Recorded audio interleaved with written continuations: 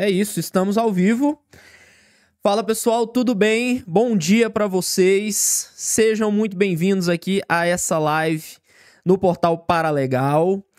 E hoje nós vamos conversar com a Daniele Farinhas, que já está aqui com a gente. Bom dia, Genaína. Bom dia, Rodrigo Ziter. Sejam muito bem-vindos aqui a essa live. Hoje eu vou conversar com a Daniele Farinhas e nós vamos falar sobre a mediação extrajudicial. Vamos falar sobre como captar o cliente. Então, seja muito bem-vinda, Daniele Farinhas. Olá, Júnior, bom dia. Bom dia, pessoal que está nos acompanhando. A Genaína é minha aluna, então já conheço, né? Muito legal ter vocês aqui conosco. Eu que agradeço a oportunidade, estou bem feliz de começar essas lives aqui em parceria com o Portal Paralegal. E o tema que a gente escolheu hoje foi até a partir de uma pergunta de um seguidor, né, lá no Instagram. Eu falei para o Júnior, olha, eu achei bem interessante esse tema. Até porque, assim, quando eu li essa pergunta, eu falei, Júnior, olha só, eu atuo, né, como mediadora, tanto judicial como extrajudicial, mas os meus clientes da mediação extrajudicial acabam vindo para mim através da advocacia. E para captar clientes na advocacia, eu tenho algumas restrições do Código de Ética da OAB, tudo mais, né? Eu não posso fazer todo tipo de propaganda, enfim. E aí eu pensei, mas olha que legal, aquele mediador que não é advogado, né? Ou seja, vocês que são profissionais da área de gestão jurídica ou mesmo da mediação propriamente, vocês não têm essas restrições. Então eu falei, vamos trabalhar nisso porque acho que é um tema bem bacana para a gente abordar. Com certeza, Dani. Olha que essa abordagem que você fez aí inicial sobre a questão da ética ali do advogado, isso é bom, só que de certa forma limita, né? Muito essa captação de cliente e acaba atrapalhando. E o gestor de serviços jurídicos já não tem esse problema. Então, seria muito legal que você desse essas dicas pro pessoal aqui, porque muita gente manda mensagem querendo saber. E eu tenho certeza que essas dicas vão ajudar, inclusive, até quem não está querendo ir para mediação, que tá querendo atuar em outro segmento. Bom dia, Érica, seja bem-vinda. Aqui o Rodrigo Ziter disse que tem várias perguntas. Então, vamos aqui começar com essa questão da Dani. Daqui a pouquinho, Rodrigo, a gente já responde as suas. Já pode ir colocando aí. Cassiano também tá ao vivo. Valeu, Cassiano. Obrigado pela presença. Então, Dani, como captar esse cliente?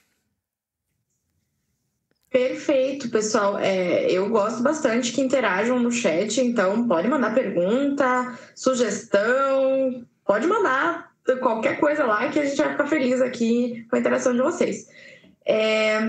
E realmente, Júnior, eu acho que você também dá dicas, né, para o pessoal, para os seguidores aí de questões relacionadas a emprego ou para os profissionais autônomos, né, como captar cliente. E a primeira dica que eu coloco aqui para vocês seria a questão do networking. Você não vai me deixar mentir que ele é extremamente importante, né? O que é networking? Seria aí a criação de uma rede de contatos, né? Especialmente na tua área de atuação, mas não somente, né? Porque a gente consegue aí fazer parcerias com profissionais de outras áreas que também possam agregar. Um exemplo aí na mediação, um contador, talvez, para uma mediação que envolve questões empresariais, né? Então, assim, o networking é extremamente importante. E como, Dani, que eu vou conseguir criar essa rede de contatos?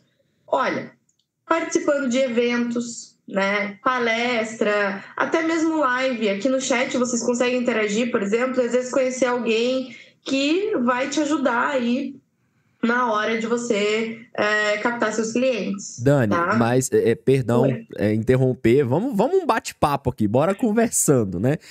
Porque, Claro, olha só, fica à vontade. isso que você falou é fundamental, mas antes disso tem uma coisinha, vestir a camisa da mediação. Se colocar como mediador, se apresentar como tal, né? Eu acho que o que eu sempre falo com a galera aqui, que é muito importante definir essa área, definir esse segmento, porque a partir do momento que você define, você é reconhecido como tal, e aí você se apresenta como tal, e aí, como você disse, aí você vai, participa de eventos, conversa com contadores, conversa com advogados, porque aí eles vão começar a reconhecer você como esse profissional. Você acha que é mais ou menos assim, Dani?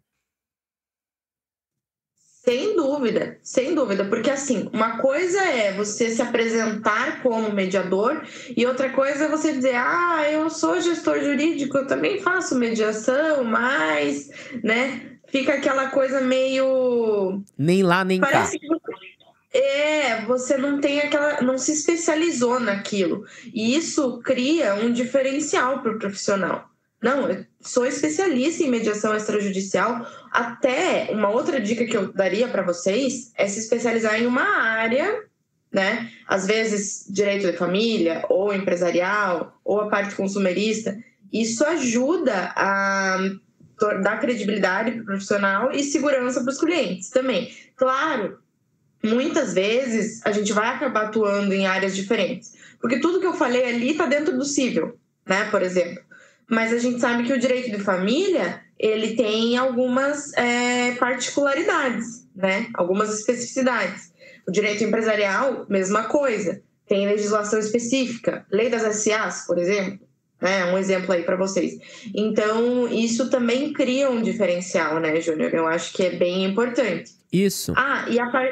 E outra coisa que eu acho legal da questão do networking, que eu sempre falo também, e o pessoal até me critica às vezes, é oferecer alguns serviços de forma gratuita.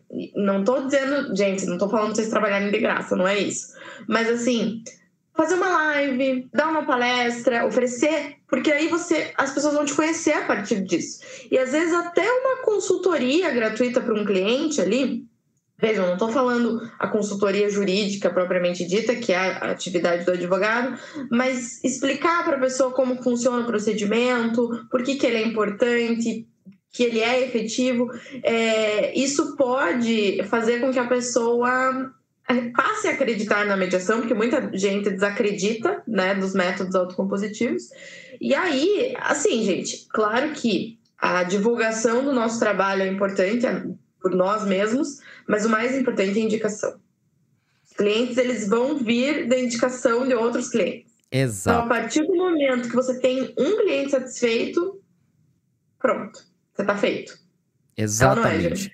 Com certeza. Comigo foi assim. Eu sempre conto isso pro pessoal que eu comecei, mas eu me coloquei, desde o início, eu me coloquei como especialista em contratos. Falei, estou me especializando em contratos. E todo mundo precisa de um contrato alguma vez na vida, gente. Todo mundo vai precisar de um contrato, vai comprar um carro, vai comprar uma casa, vai alugar uma casa, vai fazer uma prestação de serviço. Todo mundo precisa de um contrato. Então, eu me colocava como tal, me apresentava como tal, e aí isso foi acontecendo. E eu utilizava a mediação também como um ativo a mais, como um atrativo a mais, porque às vezes o cliente falava assim, tá, e se não der certo, o que acontece? Fala, você tem duas vias, você pode resolver pela via extrajudicial e pela via judicial. Se for pela via extrajudicial, se houver algum conflito dentro desse contrato, eu posso ajudar, porque eu também tenho competências como mediador. E eu fiz várias mediações ao longo desse período também, auxiliando na resolução desses conflitos pela via extrajudicial. Então, para mim, a mediação foi algo a mais, veio como um ativo a mais. Mas, volta a questão, se coloquem como tal, vistam a camisa e comecem a se apresentar dessa maneira. Dani, eu acho que é porque, assim, muita gente vai com aquele intuito do tipo, eu vou vender a mediação para uma pessoa civil ali, para uma pessoa comum. Você pode vender para essa pessoa, mas a Dani deu aqui uma ideia de buscar primeiro os contadores, os empresários, os advogados, que essas pessoas mesmo, elas trarão esses clientes para vocês. Não é isso, Dani? Sim, com certeza. Exatamente. É uma questão ali de parceria, né, Júlia?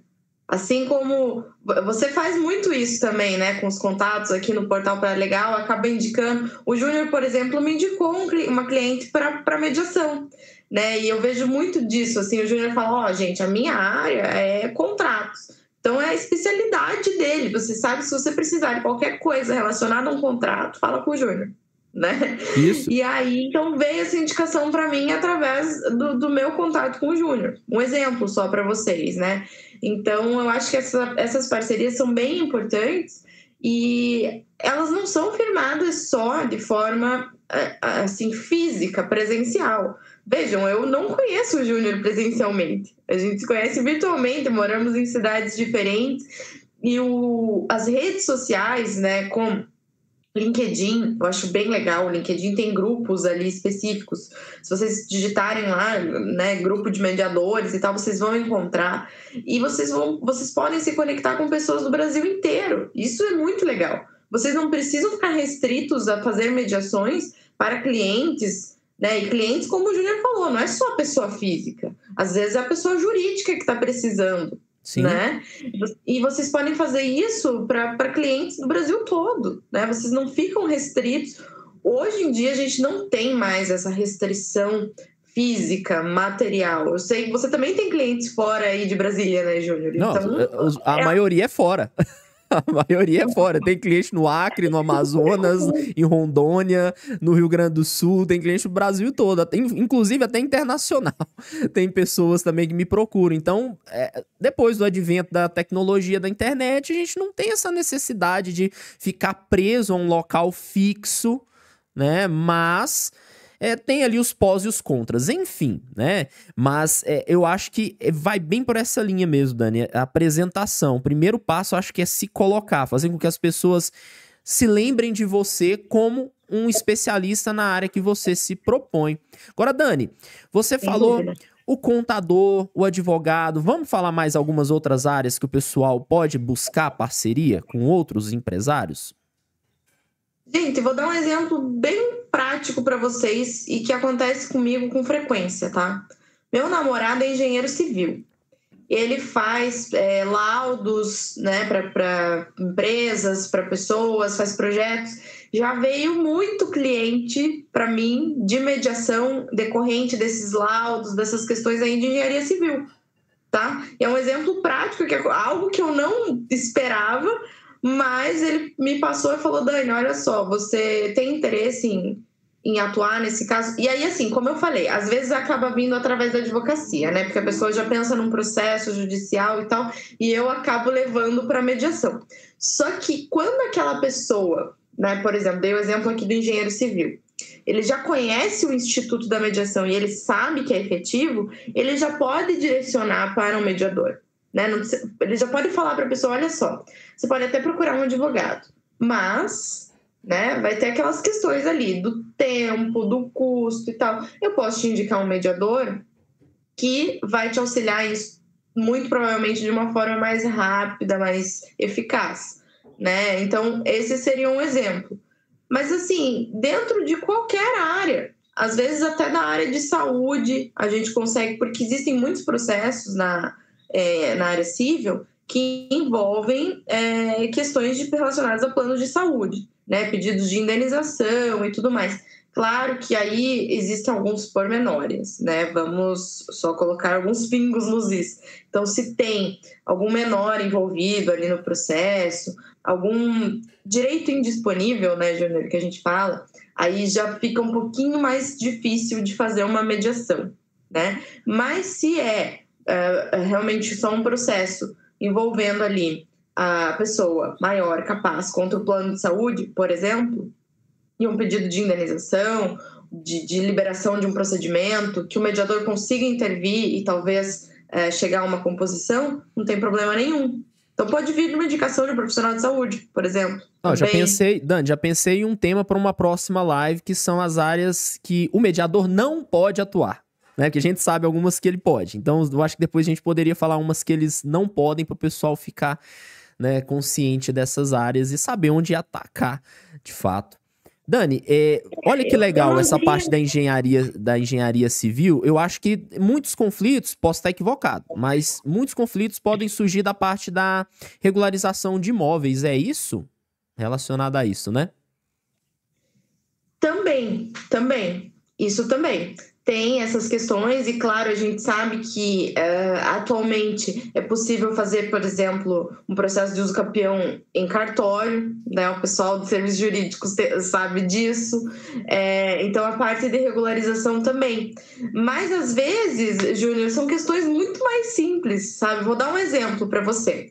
O que aconteceu? Teve uma situação em que o meu namorado, né, ele fez um laudo para um posto de gasolina que queria colocar placa solar lá. E aí ele fez um laudo de viabilidade em parceria com outro engenheiro, e aí acabou tendo ali uma discussão com o pessoal do posto, a pessoa que fez o contrato não era a pessoa responsável, enfim, deu um problema na hora do pagamento do serviço.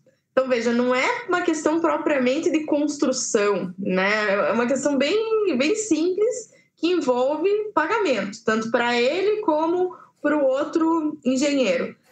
E aí, o que eu fiz? Eu intervi, né? Conversei com o pessoal do posto, fiz uma reunião. Eu sempre faço reuniões individuais, né? Primeiro com eles, depois com o pessoal do posto, e consegui fazer um acordo ali para que fosse feito o pagamento.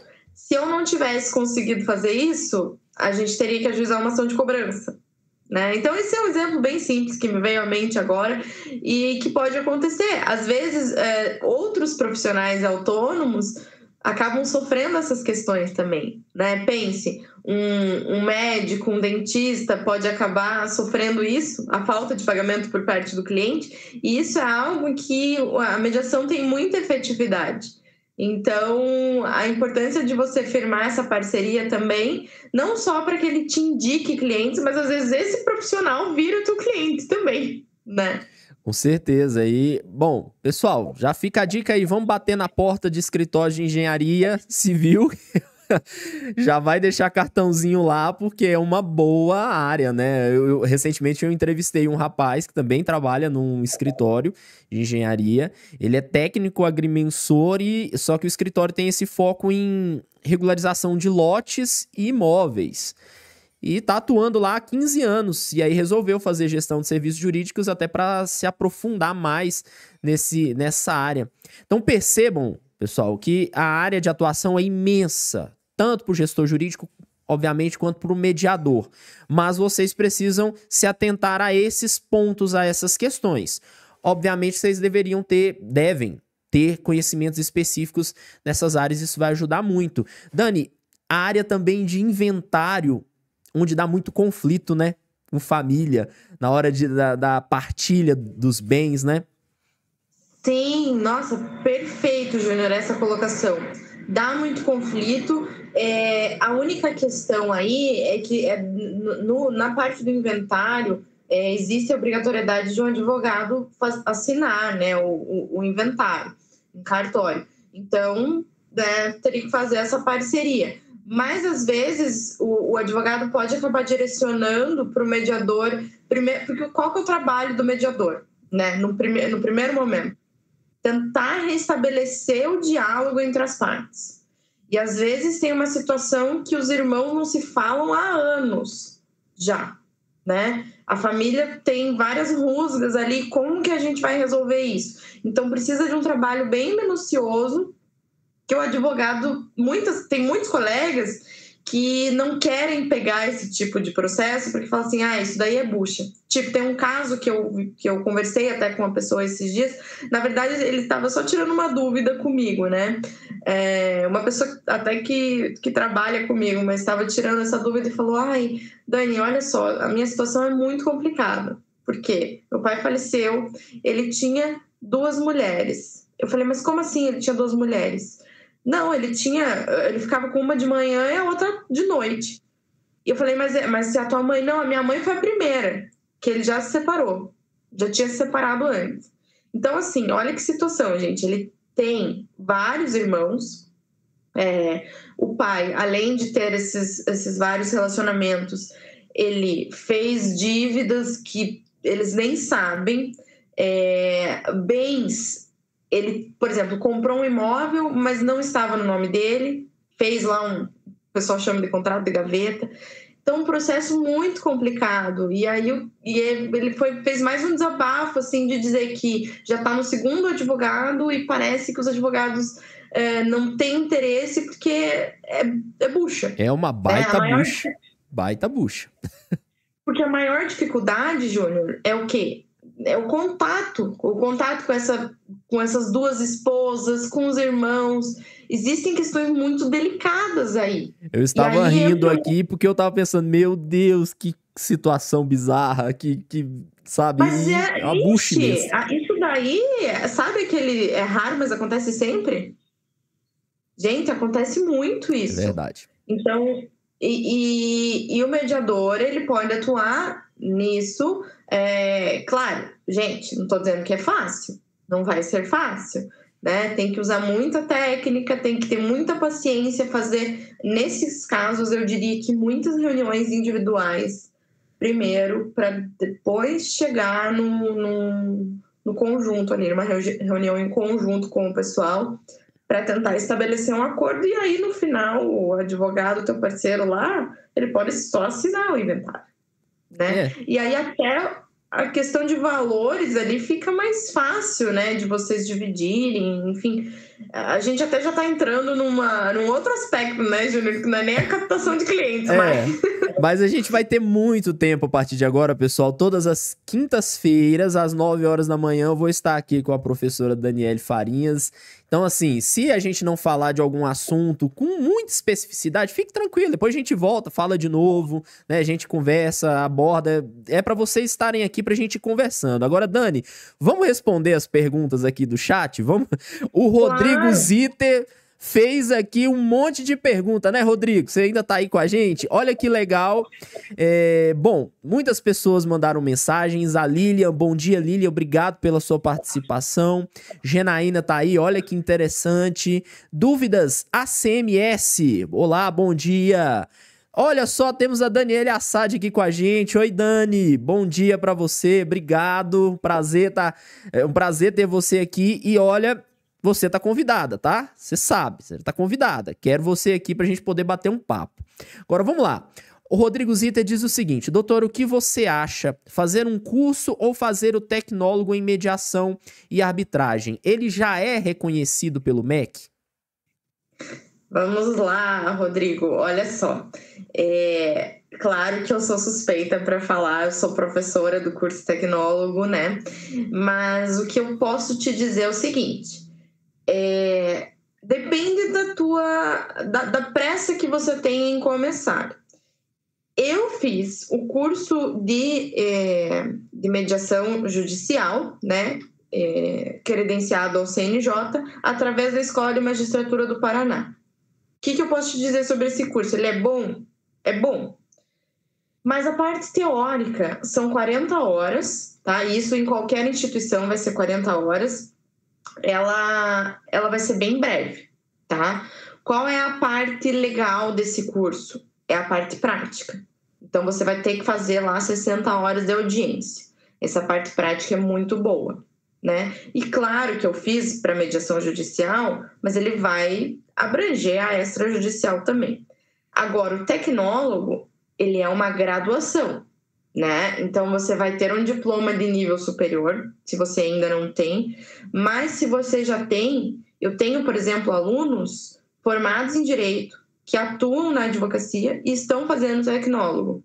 E eu tenho depoimento de uma aluna já formada que falou que esse curso mudou, assim, totalmente a visão dela sobre o Instituto da Mediação, porque é algo que nós não temos, claro, vem mudando ao longo do tempo, mas, por exemplo, quando eu me formei, não era uma disciplina que eu tinha na faculdade, era uma disciplina optativa e de forma muito superficial, assim, sabe? Então, ele é um curso que a carga horária dele é muito maior, veja, são 2 anos, né, de formação, e você vai ter as disciplinas específicas. Então, você vai ter a parte empresarial, você vai ter a parte de direito de família, você vai estudar processo civil, você vai estudar processo penal, você vai estudar comunicação, você vai ter uma disciplina né? Isso eu tô falando o curso da Uninter, mas também é o único tecnólogo que nós temos, né, Júnior? Então eu posso falar.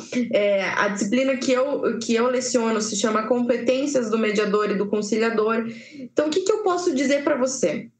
Um curso, assim, livre, ele vai ser quase como se você tivesse só uma disciplina do tecnólogo, entende?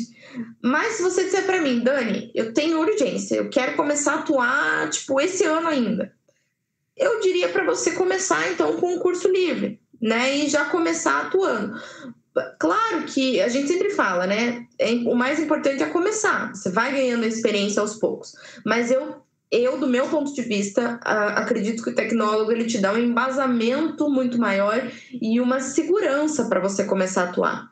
Porque você precisa demonstrar, na hora que você estiver falando com seus clientes, você precisa passar essa segurança para eles. E talvez com aquelas 40 horas ali, com aquele, né, trabalhando de forma mais superficial, você não se sinta tão seguro dependendo do caso que você pegar. Então, é muito específico, é caso a caso, mas assim, e eu sou suspeita para falar porque sou professora do curso, mas eu indico assim fortemente que vocês façam, recomendo. E sobre o reconhecimento do MEC, sim, ele foi reconhecido esse ano, o pessoal com nota 5, o pessoal veio lá, né, fez a visita, eu participei, o pessoal gostou bastante e ele está sim reconhecido. A gente já tem lá na Uninter 13 alunos formados, tá? Então é um curso bem bacana. Excelente. Dani, tem várias perguntas aqui, algumas eu estava lendo aqui são... Bom, se fosse eu respondendo, demoraria 15 minutos. Cada uma. Você escolhe aí, Júnior, as perguntas. Mas vamos lá. Rodrigo, tem umas perguntas que você fez aqui que, inclusive, eu vou até copiar para ser tema de uma próxima live, para a gente poder abordar de forma mais específica, Dani. Mas para a gente ficar dentro do nosso prazo, dentro do nosso tempo, você pode ser mais direta nesses pontos aqui, abordar de forma um pouco mais superficial, que numa próxima a gente aborda com maior profundidade, beleza? Olha, aqui a pergunta do Rodrigo. Doutora, qual o procedimento para abrir uma câmara de mediação e arbitragem? Judicial e extrajudicial? Eu acho que no caso aqui só pode extrajudicial, né, Dani? Ou não?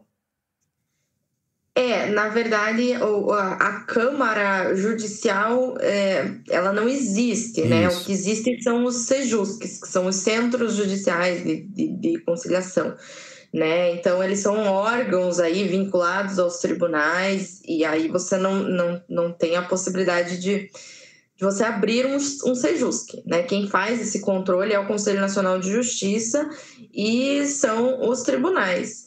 Mas olha só, Rodrigo, agora você me pegou com essa pergunta de como abrir a Câmara, porque eu entendo que é o mesmo procedimento da abertura de uma empresa, né? E não existe, assim, uma restrição aí nos códigos de ética, nem nada, porque, veja, qual que é o critério do mediador extrajudicial, da escolha do mediador extrajudicial? É a confiança das partes, né? E a capacitação daquele profissional. Então, como que eu vou abrir uma empresa? Né? Por exemplo, existe algum órgão que vai fiscalizar se eu sei ou não fazer aquilo? Né? Muitas vezes não, tá? Claro, existe a possibilidade de alguém fazer algum tipo de denúncia, né? Enfim, tudo mais. Mas você tendo essa capacitação e as pessoas confiando em você, você consegue abrir ali, né, a tua empresa e atuar, porque a Câmara de Mediação nada mais é do que uma empresa, um escritório que tem diversos profissionais da área que vão receber clientes para fazer essas mediações, essas reuniões, essas composições, tá certo? Então, é diferente, por exemplo, de uma Câmara de Arbitragem que vai atuar quase como um tribunal, só que privado, né? Então, eu entendo que seria isso, mas vou pesquisar mais sobre o assunto para trazer para vocês. Inclusive, posso depois fazer um videozinho sobre isso para o Júnior postar lá no portal Paralegal. Isso. Bom, ó, a doutora sabe qual foi o primeiro tribunal de mediação e arbitragem do Brasil? A doutora já ouviu falar no doutor advogado Roque Bacoff, no Rio Grande do Sul? Não. Não, né? É umas perguntas muito específicas aí, Rodrigo. Eu também não sei qual foi o primeiro tribunal de mediação e arbitragem do Brasil. Bom, a doutora acha que a lei 9.307 é bastante clara quanto à mediação e arbitragem? Essa, se eu não me engano, é a lei de arbitragem, né, o Rodrigo? A Isso, lei da mediação é 13.000, eu esqueci, 13.000 alguma coisa, né? Ou, na opinião, é deficiente de detalhes envolvendo os processos da mesma? Vamos falar de mediação? Deixar a arbitragem para outro ponto. Você acha que a lei de mediação é suficientemente clara, Dani? Eu acho que sim, Júnior, porque é um procedimento, a mediação ela vem para ser um procedimento simples. Então, a ideia não é que a lei seja também muito grande ou muito complexa. Isso é algo que a gente tem que deixar bem claro para os clientes. A mediação ela não é para ser complexa, ela não é para ser burocrática, ela é para ser uma conversa. Uma conversa em que aquele profissional vai atuar como um auxiliar, né? A gente fala ali um facilitador. Quando a gente fala em mediador ou conciliador, a gente fala em um terceiro facilitador. Então, a lei de mediação, ela é para ser simples mesmo, não é para ter burocracia de procedimento, igual um processo civil ou um processo arbitral. Ah, não, tem que ter petição inicial, depois tem que marcar audiência de conciliação, depois as partes vão ter tantos dias para contestar, depois tem impugnação ou contestação. Sabe? Não é para ser assim. É bom que a sua resposta inclusive, já responde a próxima pergunta do Rodrigo aqui, porque ele pergunta assim: na sua opinião, para ser árbitro e mediador, a lei vigente não teria que ser mais exigente no quesito cursos voltados para a área do direito? Né? Eu acho que não, né? Como você mesma disse, a intenção é simplificar o processo. Obviamente que necessita conhecimentos na área jurídica, mas para isso a pessoa tem que fazer um curso. É o que eu sempre digo no canal. A lei, ao meu ver, a lei ela não é clara no quesito conhecimentos específicos. Ela diz que para atuar como mediador você precisa ter a confiança das partes e ser legalmente capaz, vamos dizer assim, capacitado, mas essa capacitação não explica de fato aonde, em qual área especificamente, você precisa de ter quais conhecimentos, mas o curso de mediação tá aí, né, abordando todas as questões. Você quer fazer mais algum adendo, Dani? Veja, eu traria um exemplo, né, de uma mediadora que eu conheço, que já trabalhamos juntas no tribunal, que a formação dela é educação física. Bem diferente. Mas ela é uma excelente mediadora. Ela hoje é uma profissional aposentada na área de educação física, sempre gostou de estudar técnicas de resolução de conflitos e tal. E assim, ela falou para mim: Dani, dificuldade que eu tive foi na hora de fazer a redação das atas. Porque não está acostumada, né? A gente que acaba estudando a parte jurídica, sabe como redigir um contrato, a gente sabe fazer uma ata, né, Júnior? Fica mais fácil fazer uma ata. Mas nada impossível. Ali na prática ela pegou. É muito comum na mediação judicial que os mediadores atuem em dupla, então sempre ali o pessoal ajudando, até os estagiários do tribunal ajudando. Então, assim, eu não vejo esse problema desde que a pessoa ela estude ali, claro, assim, por isso que eu falei quando eu respondi sobre o curso da importância de fazer esse tecnólogo, porque vai ter matérias, disciplinas que são específicas da área jurídica. Então, estudar processo civil é extremamente importante. É importante porque na hora, às vezes, você pega ali um conflito que já existe uma demanda judicial e você vai tentar trazer para o extrajudicial, vai tentar resolver para encerrar para pôr fim, né, aquele processo. E quando você não tem esse conhecimento dos trâmites processuais, em que fase que está o processo e tudo mais, tudo se torna um pouco mais difícil. Então, claro, é importante ter esse conhecimento, mas não há necessidade de que seja um conhecimento tão amplo a ponto de, não, tem que fazer uma faculdade de Direito. Não é bem assim, né? Eu acho que, para além do conhecimento jurídico, técnicas relacionadas à comunicação, inclusive psicologia, que é algo que eu gosto muito de estudar, tenho até vontade de fazer uma faculdade de psicologia. Eu também, viu? Você sabia uma coisa que as pessoas não sabem? Eu quando tinha 16 anos, tatuei nas minhas costas o símbolo da psicologia desse tamanho, você acredita? Porque era meu sonho fazer psicologia. Nossa! Com 16 anos. A intenção Eu era sei tatuar o psicologia. símbolo desse tamanho aqui, ó, bem pequenininho. Eu cheguei lá no tatuador e falei assim, ó, eu quero fazer o símbolo da psicologia porque eu quero ser psicólogo. Quero ser psicólogo. E ele falou assim, meu irmão, eu vou fazer ela desse tamanho nas suas costas, porque isso aqui vai ser seu futuro. E eu, moleque, maluco, Quem sabe, né, Júnior? Ainda pirado. faz. Pois é, quem sabe? Mas aí então vai, tatua. Rock and roll na época, roqueirão. E aí eu falei, não, bora, vai, tatua aí, vai com tudo. Então, assim, eu tenho uma paixãozinha pela psicologia, não nego, gosto muito. Inclusive, eu até pensei em fazer uma pós nessa área para aprender algumas coisas, né? Então, assim, Sim. é uma área muito legal. E a mediação tem tudo a ver com isso, principalmente, eu acho, no comportamento das pessoas, né? Na forma como elas agem. Isso, exatamente. Eu acho que o conhecimento é assim como eu falo do profissional, né, do gestor jurídico. É tão importante ter o conhecimento jurídico quanto os conhecimentos em gestão. No campo da mediação, é tão importante ter o conhecimento jurídico quanto os conhecimentos do comportamento humano, né? Então, dominar técnicas de comunicação, de negociação, escutar, ter essa paciência ali de escutar as pessoas, porque às vezes acontece muito de você estar ouvindo alguém e você entra por um ouvido e sai pelo outro. Normal. Pois é. Né? E o mediador, ele não pode ter isso, ele tem que estar atento a todo momento, assim como um psicólogo, que está atento a todo momento e está auxiliando as partes ali, as pessoas, né? Um cliente, no caso, a ter um insight. O trabalho do mediador é dessa forma.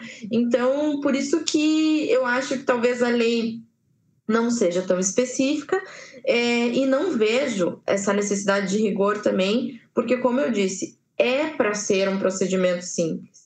E isso tem que ficar claro para as partes. Elas se sentem mais à vontade quando a gente fala isso. Porque, veja, Júnior, você acha que uma pessoa se sente à vontade numa audiência judicial? Não. Só de falar em audiência judicial, as pessoas já tremem. Só de falar assim, tem um oficial de justiça para entregar alguma coisa para a pessoa, já começa a se tremer toda. Então, e se a pessoa nunca participou de uma audiência, às vezes ela idealiza que seja quase um tribunal do júri, né? Porque ela vê filmes e fora do Brasil é assim que funciona e tal. Então, assim, é muito importante que a pessoa perceba que o procedimento de mediação é totalmente diferente, né? Vai ser algo muito mais simples, menos formal e tranquilo, o suficiente para que, se a pessoa não esteja se sentindo confortável, o procedimento seja encerrado. Pois é. Dani, a gente já está encaminhando para o final, pessoal, então eu vou responder aqui, vou selecionar aqui algumas perguntas. Rodrigo, você fez uma pergunta aqui sobre que vai mais pro lado da arbitragem, né? Doutora, na sua opinião, quando chegar a um ponto de se resolver um litígio, sentença arbitral por equidade ou por direito, como aqui o foco dessa live de hoje é mediação, eu acho que não, nesse momento a gente não responde essa, mas eu vou guardar pra gente responder na próxima. Pode ser, Dani? Pode Beleza. ser. Uhum.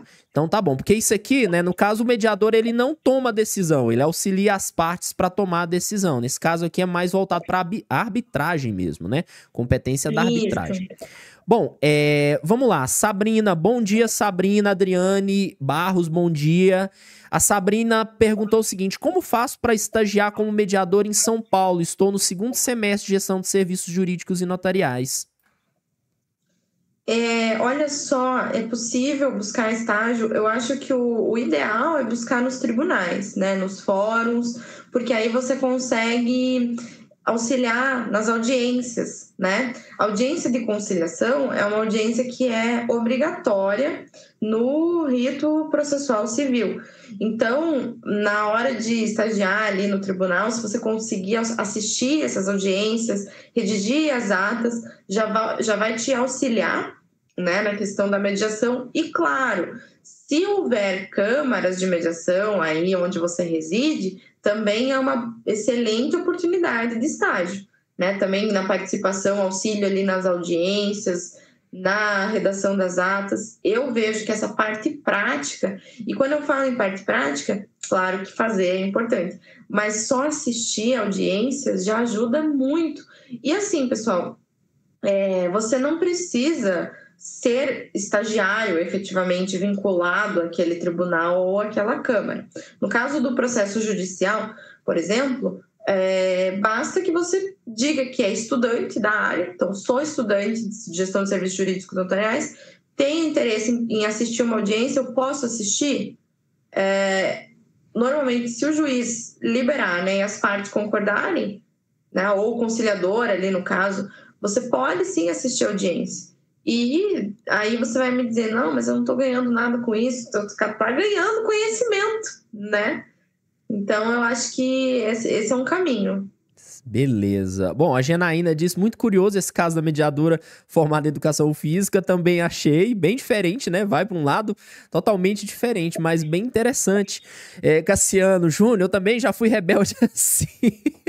Pois é, Cassiano, eu tive uma fase bem rock and roll, até hoje gosto de rock and roll, sem dúvida, metal, né, na verdade, gosto de um metalzinho básico. Mas já foi a época do cabelão, até porque eu não tenho mais. Bom, Janaína, muito produtiva essa live. O Rodrigo fez mais uma pergunta. Quer responder só mais essa, Dani? Você pode ter um tempinho para responder só mais uma? Claro, vamos lá. Vamos lá, então. O que você acha do polêmico termo juiz de fato e de direito? É que, na verdade, quando a gente fala... O Rodrigo tá focado na arbitragem. Tá, ele tá focado na arbitragem. Eu não acho que seja polêmico, Rodrigo, porque, veja, a arbitragem ela é um procedimento... Quando eu falo né, na arbitragem e falo que é muito similar à jurisdição, é porque é como se fosse um tribunal particular, privado, né? E quando a gente fala em juiz de fato, a gente fala que o árbitro ele tem esses poderes de um juiz de fato, é porque ele tem os poderes para decidir sobre aquele conflito. E o árbitro, ele tem essa plena consciência, né, e convicção, digamos assim, de que ele não é um juiz de direito. O juiz de direito é aquele no qual o Estado, né, investiu os poderes aí de decidir o direito, né? Então, o juiz de direito, ele está ele se materializa na figura do Estado, digamos assim, né? Ele fez um concurso para aquilo, então ele é um servidor público. E o árbitro, juiz de fato, normalmente ele já tem uma outra área de atuação. Existe árbitro, aí como a gente falou, existe árbitro que é engenheiro civil e que vai decidir questões que envolvem processos relacionados, por exemplo, um defeito de construção, que se fosse para a área judicial demandaria perícia, e aí o árbitro não precisa porque ele tem a expertise necessária. Ou ele é um médico e vai decidir um processo que envolve uma questão de saúde, que também não precisa de perícia, né? Então, eu não vejo como polêmico e eu acredito que os árbitros também não sintam essa questão, porque é justamente isso, ele está ali e ele não é importante dizer isso, o árbitro ele não é o juiz de fato, ele está como juiz de fato ali daquele processo. Sabe o que é, Dani? Eu acho que a polêmica tá ligada à utilização do nome juiz por muitos desses árbitros que utilizam, inclusive nas redes sociais, eles colocam juiz de fato ou ali juiz arbitral e as pessoas leigas que não entendem, não sabem o que é isso, pensam que ele é um juiz de direito, um juiz colocado pelo Estado. E aí ele... E olha, eu ao longo desses anos tive... a infelicidade de me esbarrar com alguns cidadãos como esses que gostam de dar carteirada, chegar, coloca lá na rede social, sou juiz juiz arbitral e tem tantas pós-graduações e etc. Normalmente isso aí gera nas pessoas um receio, um medo. Porque pensa assim, nossa, o cara é juiz, ele gosta de dar essa carteirada, sabe? Gosta de se colocar dessa forma. E na verdade não é isso, né? Ele é um árbitro. Ai, Júnior, isso aí, esses dias vi um filme que a pessoa foi, né, acabou ficando sem pagar para outra ali e tal, e ele fala, olha só, meu pai é juiz, eu vou te cobrar, não sei o que e tal. E ele falou, nossa, então tá bom. Então, daí deu um botijão de gás, falou, não, fica com o meu botijão de gás aqui por enquanto, eu vou te pagar e não sei o quê. E aí tá, daí ele sai lá, é um filme brasileiro até, bem engraçado. Aí tem outra pessoa ali conversando com eles, ele fala, nossa, eu não sabia que o pai dele era juiz. Não, pois é, ele apitou o último jogo ali do time, não sei o que, semana passada. O cara é juiz de futebol. As pessoas falam, né? O certo seria dizer que ele é árbitro. Isso, mas eu percebo nessas pessoas essa intenção mesmo. É esse que é o ponto, pra mim, que é polêmico. É essa intenção de querer passar uma autoridade que não é exatamente aquela autoridade ali, né? A gente sabe que não é. O árbitro é uma coisa, juiz. Agora, o juiz mesmo, de fato, tem que passar num concurso público, outorga do Estado, etc. Então, assim, gente... Mas eu acho que isso é bem importante de deixar claro para o pessoal. O árbitro, ele está juiz de fato naquele processo. Isso. O juiz é juiz. Essa é a diferença. E aí, assim, realmente, agora eu entendi a questão, né, de ser polêmico para o pessoal, para a sociedade em si, né? Vou conhecer aquela pessoa como juiz e vou acreditar, né, que, enfim, que é juiz realmente. Aí é importante a questão de pesquisar, né, de buscar orientação, porque é difícil que venha, assim, né, ali talvez a Câmara de Arbitragem venha fiscalizar a forma com que aquele profissional está se portando, né? É complicado. São questões realmente complicadas de haver uma fiscalização ou algum tipo de penalização para aquele profissional, a depender. Claro que ele não pode se portar como um juiz de direito, e aí existem sim penalizações que podem partir até para a esfera criminal. Sim. Né? Mas aí isso vai depender caso a caso, né, Júnior? Eu não sei exatamente a maneira com que determinado profissional está se apresentando ou se portando. A gente tem que analisar isso de forma bem cuidadosa, né?